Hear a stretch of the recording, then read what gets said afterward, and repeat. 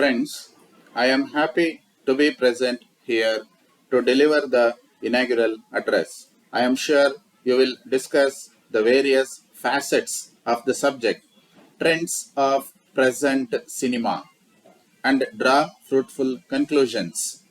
At the outset, I wish to state that cinema has passed through various phases in India. Not surprisingly, then, the current difficulties being faced by cinema are a part of the tremendous cultural change, not just in our country, but all over the world. The most important factors which have totally set aside is the phases through which people associated with the film industry have gone through over the years. Earlier, people from the so-called good families stayed away from the industry. Thanks to the sacrifices, hard work, and dedication of veteran actors, and after independence, the positive attitude adopted by the first Prime Minister Jawaharlal Nehru, things began to change for the better. They took pains to ensure that people had no difficulty in identifying themselves with the stars and heroines who did not behave like filmy people. Coming to the contents of filmmaking, I think they were much better earlier as the films were made only out of literature.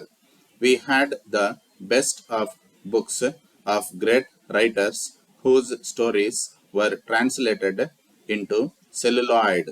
But lately, under the unfortunate attack of Western, particularly American culture, in the form of video piracy, magazines, music, and smuggled films, the content of Indian films has undergone a sea change. All of a sudden, there is a set of writers who see all this stuff, then make a combination of violence and sex, and you have a film which has no identification with Indian society but does very well at the box office. However, the filmmaker is not to blame for all this. For one thing, if he does not show it, the common man will go to the video parlor and see a smuggled film. Then, at another plane, it must be remembered that emotions, all of them, whether sex or violence, are a part of life. In any case, we are not making films for saints. However, I feel that producing films with too much of sex or violence is bad. This is a matter to be thought of by the producer and the authorities concerned who issues the certificate. This apart, the audience too has changed. Earlier, the middle class, which bought good books, patronized cinema in India. Now, these people neither have the time nor can they afford to buy good literature. In my opinion, films which became a popular media are for the common man and not for a few critics who claim to know all after having attended one film festival abroad. While on this point, I would like to make another observation. I do not think there is anything like commercial or non-commercial or parallel cinema. All films are commercial because no one wants that his film should not make money. Also, in so far as finance is concerned, enormous funds are required for all films. Notwithstanding the double standards of the authorities and the little knowledge of the present day critics, the fact remains that Indian cinema, without preaching, has not only popularized a common language and spread it to various nooks and corners of the country, but also acted as a significant force in promoting national integration and secularism. Despite all the sex and violence, the films only show brothers belonging to different communities cooperating with each other.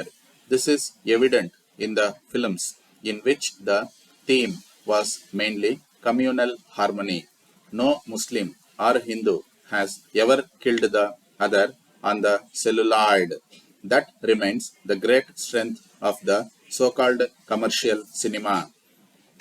Before I conclude my inaugural speech, I wish your discussions in this conference will yield fruitful results.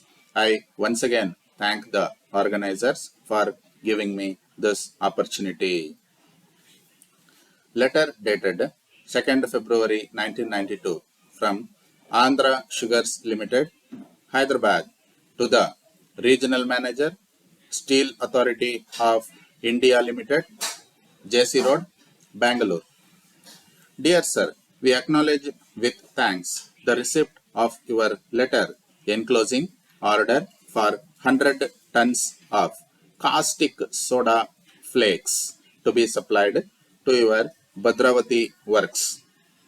In this connection, we would like to inform you that since submitting our offer for the same, the State Electricity Board have increased the power tariff by 500 rupees per ton on all alkali products.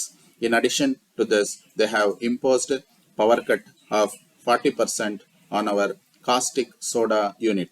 We are therefore forced to increase the price by a total 900 rupees. However, we should like to assure you that the power cut surcharge will be withdrawn as and when the power cut is restored to our unit. Further, with reference to your inquiry whether we are in a position to supply additional quantity of 100 tons immediately, we are happy to inform you that we can certainly meet your requirement by making extra efforts.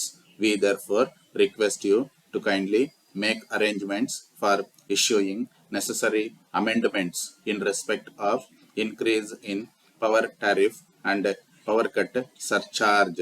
We shall be pleased if order for the additional quantity is released at the earliest to enable us to speed up production activities.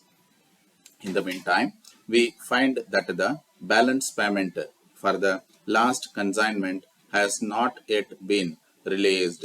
We request you to look into the matter and send your check or demand draft at the earliest, assuring you of our best cooperation and services.